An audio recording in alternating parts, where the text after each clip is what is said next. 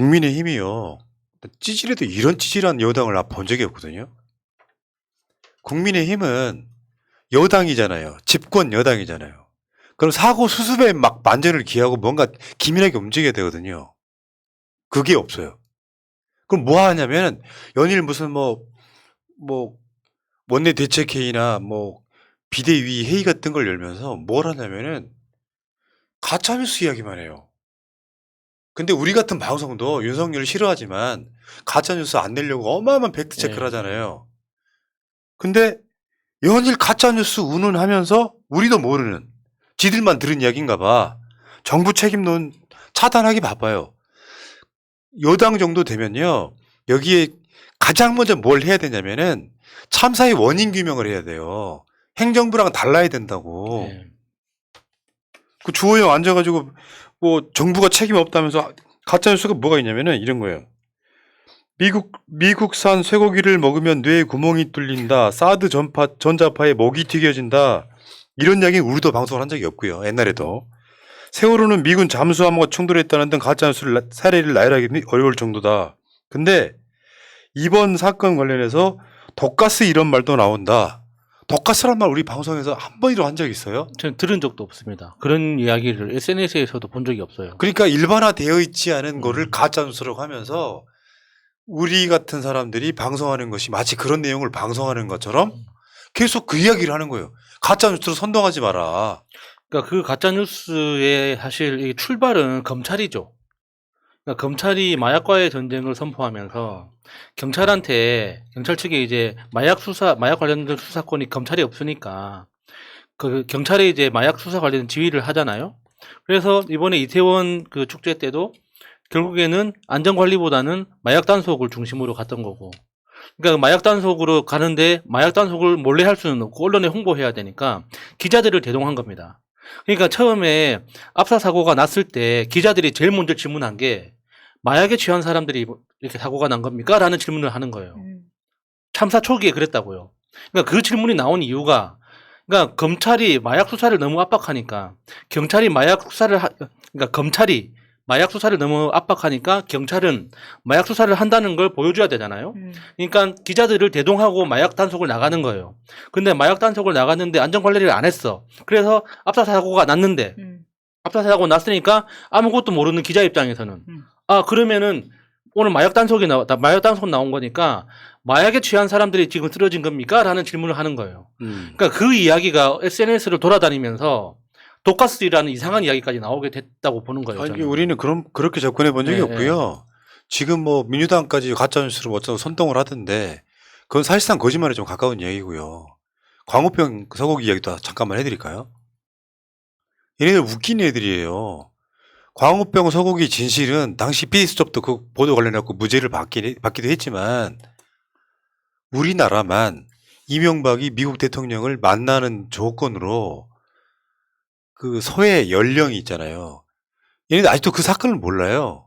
미국 소고기를 수출하려고 초식 동물인 소고기한테 육식을 먹이는 상황이 돼버려 갖고 그런 소들이 광우병에 걸린다는 게 그건 사실로 보도된 거지 않습니까? 예.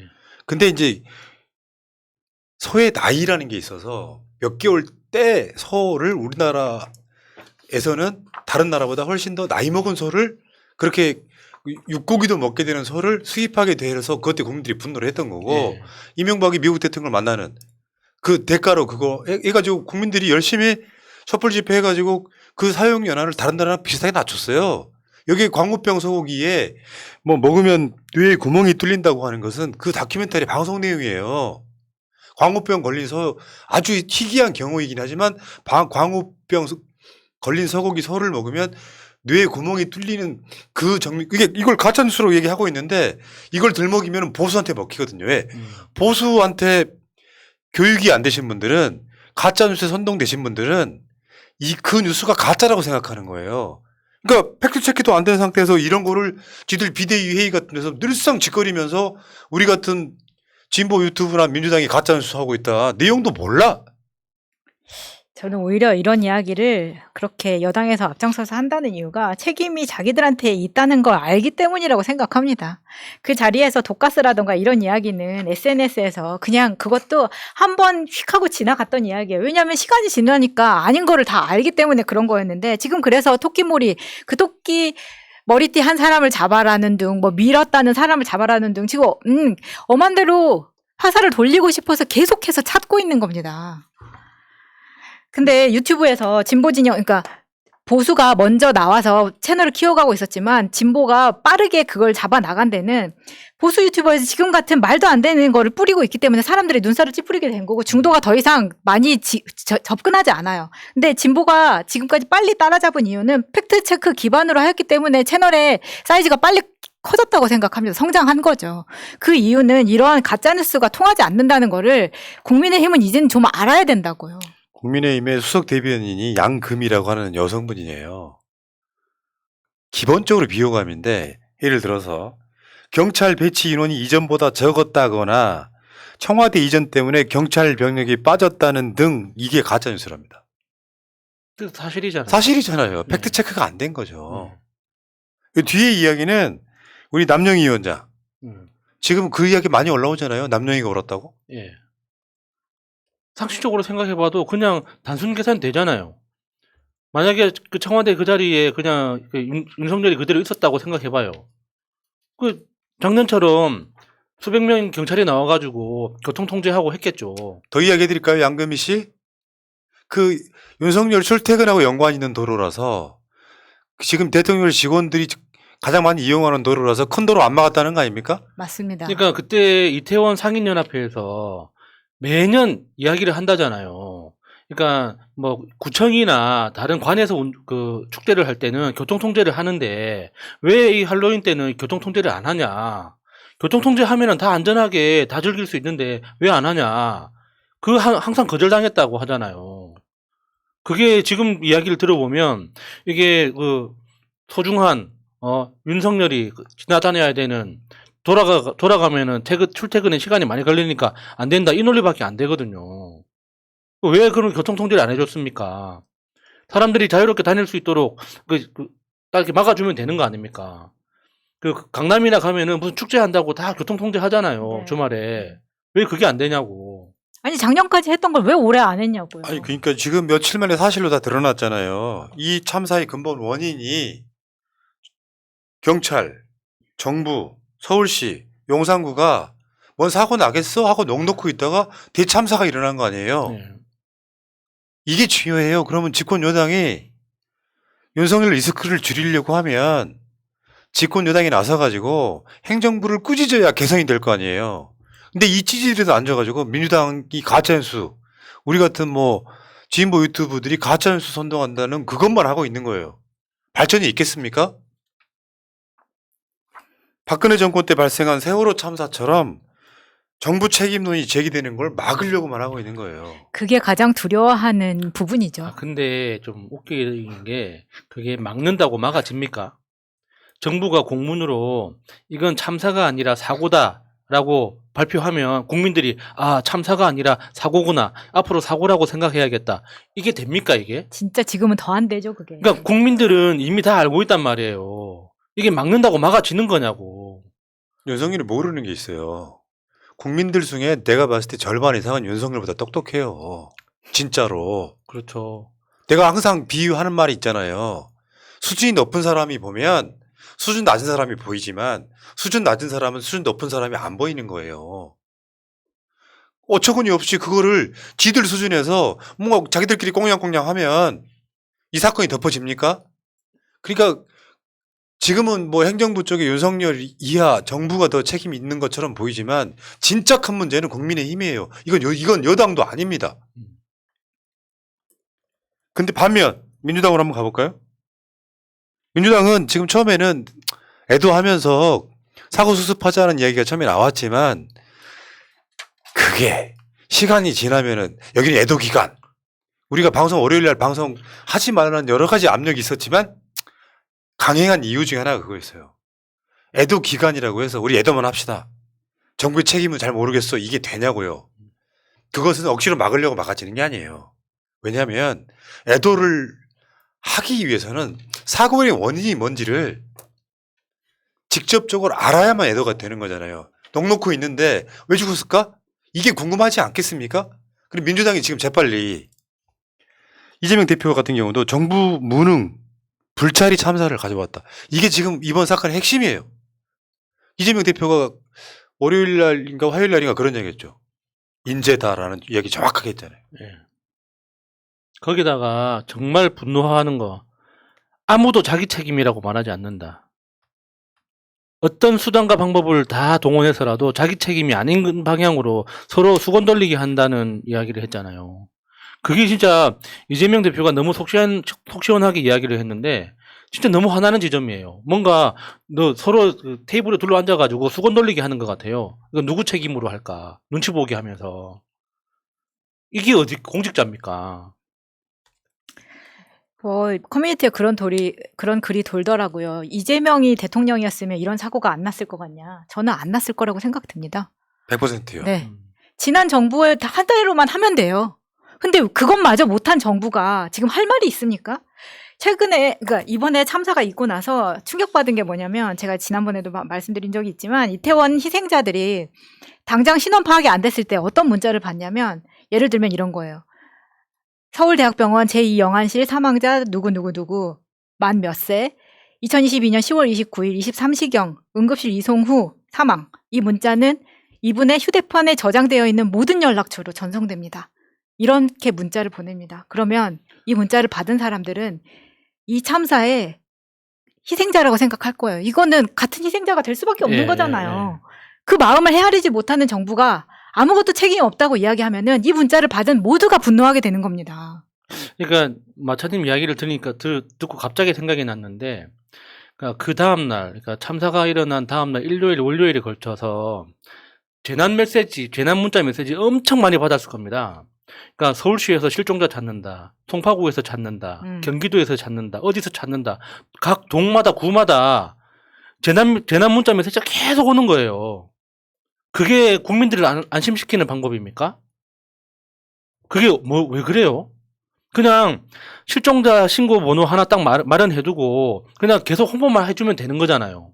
근데 실종자 신고 접수한다는 걸 모든 구청별로 다 따로 접수를 받아요. 그게 뭐 이렇습니까? 그게 일처리가.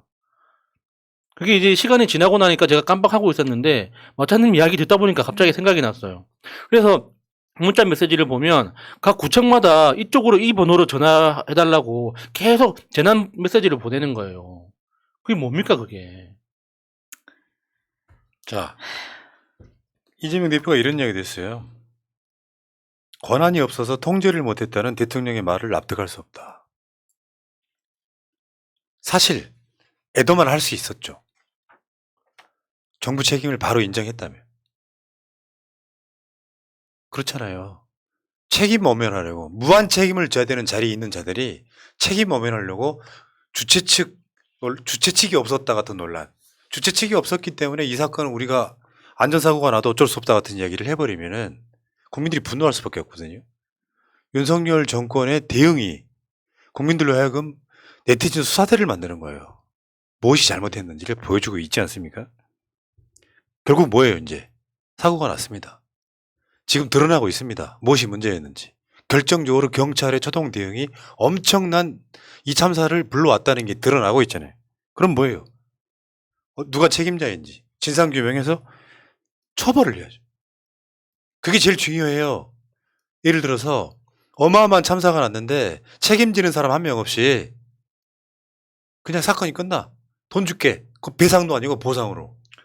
그러니까 이 책임을 추궁하는 과정에서 제일 걱정되는 게 이제 현장 실무를 하는 경찰관들한테 책임이 돌아갈까봐 그게 제일 두려운 거예요.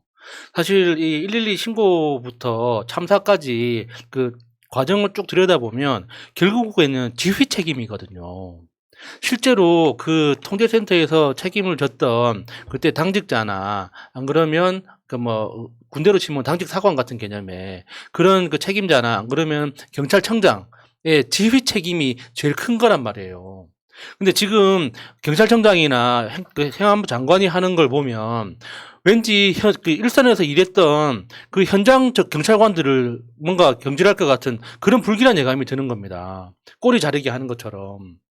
이거는 당연히 실무 책임이 없다고는 못하겠죠. 근데 실무선에서 분명히 병력 증강 요청을 했는데 안 와. 어떡합니까, 그러면? 다른 데로, 그러니까 이 이태원 이게 인파 관리에 대한 그 관리를 어떻게 하라고 정확하게 지시가 안 내려오는데 그러면 원래 하던 일은 있고 그러면 자기가 하던 일을 이탈해서 임의로 자기 일을 해야 되는, 다른 일을 해야 된다는 겁니까? 그러니까 그 지금 경찰관들한테 다 책임을 미루려고 하는 그런 분위기가 보이니까 그것도 불안한 거예요. 그러니까 결국은 의미 있는 총 책임자가 사퇴하는 걸로 보통 사건이 마무리되잖아요.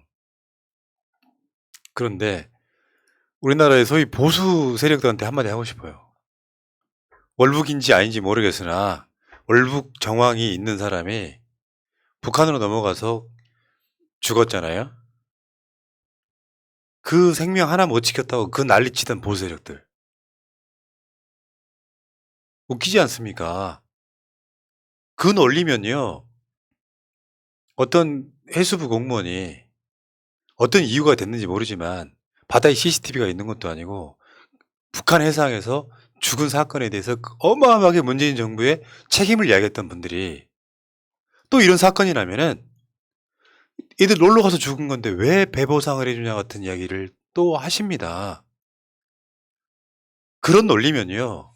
북한이 쳐들어와도 우리가 총 들고 우리가 지켜야 돼요. 국가는 그런 거예요.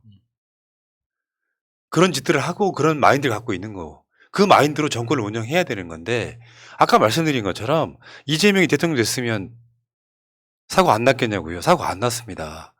윤석열의 말 한마디가 이 세상을 바꿔버렸다고요. 다시 한번 설명드릴게요. 대통령이란 사람이 안전을 중시하는 사고는 버려라 말을 하게 되면 공무원들은 안전은 중시하지 않고 성과만 중시하게 되는 거예요. 그 모든 게 그렇게 갔잖아요, 지금. 예. 그러면서 뭘 해도 성과를 올려야 되고 이윤을 남겨야 되는 그 사회 분위기 속에 공무원들이 이태원에서 젊은 층들이 헬로윈데이 행사를 한다고 하는 거기에 아무도 신경 안 썼던 거예요. 홍보만 해서 자기들이 과실만 따먹는 거지. 그게 가장 큰 책임인데 아직도 그분들은 이걸 이해를 못 하세요. 북한이 쳐들어오면 우리가 스스로 지켜야 되는 거 똑같은 논리예요, 그게. 이야기 한번 넘어가 볼게요. 여기서 그런 얘기가 나와요. 부작위 직무유기. 뭔가 사건이 일어났는데 경찰이 아무것도 하지 않은 게 부작위 직무유기예요. 예. 우리가 왜 너 사고 쳤어 안 쳤어? 이 사람이 사고를 안 쳤어. 그걸 부작위 증명이라고 하거든요. 아무것도 안 한 걸 증명해야 되는. 말하자면 한동훈이나 윤석열이 청담동 그 술집에 심야에 가지 않았다면 부작위 증명이 되는 거죠. 하지도 않았는데 증명해야 되는 건데 신고가 들어왔는데 이 신고를 사실상 무시했다라고 하면 이게 이제 국가의 배상으로 가는 겁니다. 그러니까 저도 그 112 신고 녹취록을 읽으면서 딱 네 글자가 생각이 났어요. 국가살인. 이거는 명백한 국가살인이다.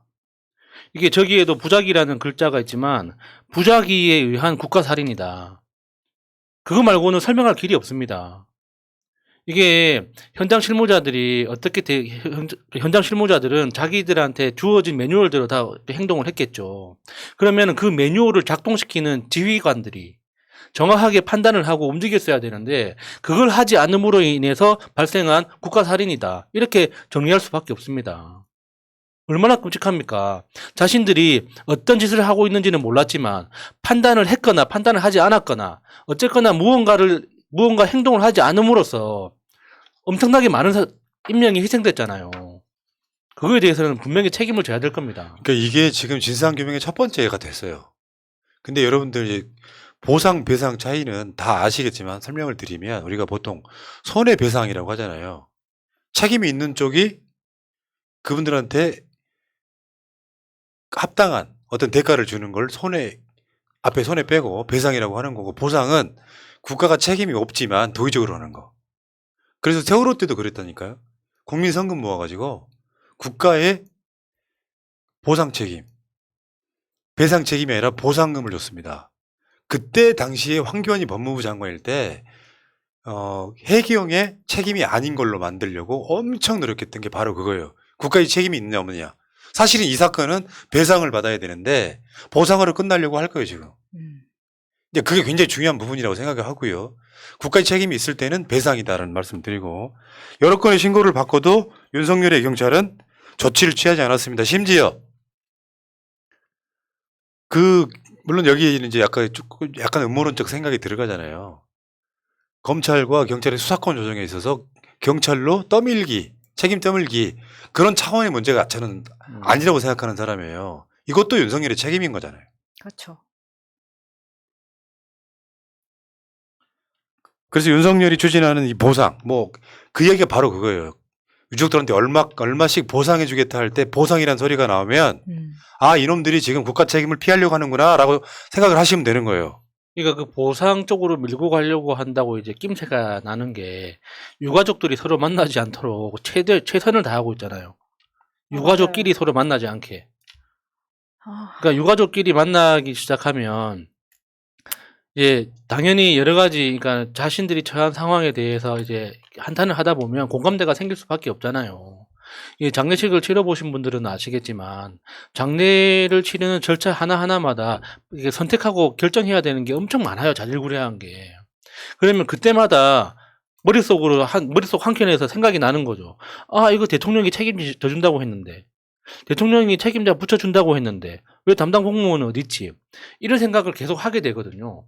그러니까 이것들이 이런 그 생각들이 그 다른 유가족들하고 만나게 되면 공유가 되고 그렇죠. 공유가 되면 이게 공론화되기 시작한단 말이에요. 그러면 아 이게 보상받을 문제가 아니구나라는 문제의식까지 생기게 되는 겁니다. 맞습니다. 그게 먼저 지르는 이유가 바로 그런 의도가 있다는 말씀 드릴게요. 진짜 나쁜 정부죠. 솔직히 말씀드릴게요. 세월호 사건은 가장 핵심 중에 하나가 배가 왜 무너졌느냐, 왜 구하지 못했느냐 이런 부분들이거든요. 계속 투쟁했던 이유는 뭐냐면 납득이 안 갔기 때문이에요. 상식선에서. 네. 지금 이 사건의 원리가 대충 나왔어요. 사람들이 많이 모여서 경찰이 어떤 통제도 하지 않았기 때문에 질서가 무너지면서 경찰의 직무유기로 가고 있는 그 사건의 얼기가 나오고 있단 말이에요. 사실 진상규명이 어느 정도 돼 있다고 난 봐요. 근데 그 진상규명의 그 사건의 책임을 아까 말한 토끼 머리띠로 몰고 가려고 하는 의도가 바로 여기에 보상과 배상의 차이. 근데 어제 나왔단 말이에요. 경찰이 여러 건의 신고를 받고도 출동하지 않았다. 이 같이 연결돼 있는 거죠. 그럴 때는 진상규명이 어느 정도 되는 상황이 되면요. 가장 중요한 게 책임자 처벌입니다. 그 과정까지가 딱 끝나고 나면 최소한 국민 또는 좁혀도 유족들이 봤을 때 합당한 조치를 하고 느꼈을 때 그 사건이 나름대로 전결되는 거예요. 세월호 사건이 8년 넘게 질질 끌었던 이유가 진상규명이 안 돼서 그렇습니다. 비상식적이었거든요. 혹시나 이 방송을 보고 계시는 분들이 세월호 사건 아직도 진상규명 안 됐다고? 진상규명 안 됐습니다. 왜 그런 줄 아세요? 그 당시에 상황들을 면밀히 분석을 해보면 배 밖으로 뛰쳐나오라고 하고 거기에 다 고명조끼를 입고 있었잖아요. 그러면 건져 올리면 되는 상황이었다. 근데 이상하게 출동하겠다고 하는 도와주겠다고 하는 다른 배들은 다 물리고 해경 그 좁은 1, 2, 3장 하나만 가서 그리고 그 세월호라는 배가 갑자기 확 넘어진 게 아니에요. 시간이 있었죠. 시간이 거치면서 넘어지는 상황에서 탈출하라는 말 자체를 아예 안 하는 상황. 그게 진상규명이 안 됐어요, 일단은. 그러니까 8년 반 동안 진상규명을 외치는 거예요. 제가 늘상 말씀드리잖아요. 내 자식이, 난 노골적으로 아주 표현을 원초적으로 합니다. 내 새끼. 그게 더 인간적이니까. 내 새끼가 교통사고로 죽었다. 이러이러한 상황에서 죽을 수밖에 없었네라고 받아들이면 그게 끝나는 거예요. 그런데 이상하게 누군가가 의도적으로 내 아이를 죽인 것 같단 말이에요. 그걸 진상규명이라고 하는 거예요. 이야기를 듣고 봤더니 진짜로 나쁜 마음을 먹은 놈이 교통사고로 죽였다. 그래, 그게 진상규명이 됐으면 그 범인을 잡아서 처벌하면 이 사건은 끝나는 거예요. 세상의 모든 사건이 그런 구조 속에 들어있는 겁니다. 그런데 보수 세력은 그게 안 돼요. 우리나라 보수 세력은. 솔직히 말씀드리면 윤석열 자체가 대한민국 사회의 재앙인 겁니다. 그 마인드밖에 없기 때문에. 배보상 개념도 모를 걸 내가 봤을 땐 그래. 윤석열 그거 몰라. 그러니까 교통사고가 나도, 그러니까 뉴스 보도할 때 그러잖아요. 어디에서 교통사고가 나서 뭐 한 명이 사망하고 뭐 몇 명이 부상으로 병원에 어느 병원으로 실려갔다. 마무리 멘트로 항상 나오는 게 뭡니까? 자세한 경위를 경찰이 조사하고 있다. 경찰이 밝힐 예정이다. 이렇게 이야기를 하잖아요. 근데 이게 지금 보수 쪽 이야기로 치면은 교통사고 났고 죽은 사람 있고 다친 사람 있고 끝나야 돼요. 왜 더 조사합니까? 이미 그 다친 사람, 죽은 사람이 있으면은 그걸로 처리하면 끝나는 거지. 그 자세한 경위를 왜 조사를 하겠습니까? 자, 앞으로의 포인트가 있습니다. 첫 번째, 윤석열이 직접 사과를 할 것이냐. 그건 이따가 다음 섹션에서 한번 예측을 해보고요. 두 번째는 어디까지 사퇴시킬 것이냐. 어디까지. 나중에는 결국에는 국가의 책임을 인정할 것이냐. 여기가 굉장한 포인트가 될 거예요. 앞으로는. 보이시죠, 여러분들? 지금 방향성이. 어찌됐건 경찰이 신고를 받고도 사실상 무시했다. 이게 굉장히 중요한 포인트가 될 거라고 보고요. 자, 여러분 채널 구독 좀 부탁드릴게요. 구독은 꾸준히 해주셔야 됩니다. 부탁 좀 드리겠습니다.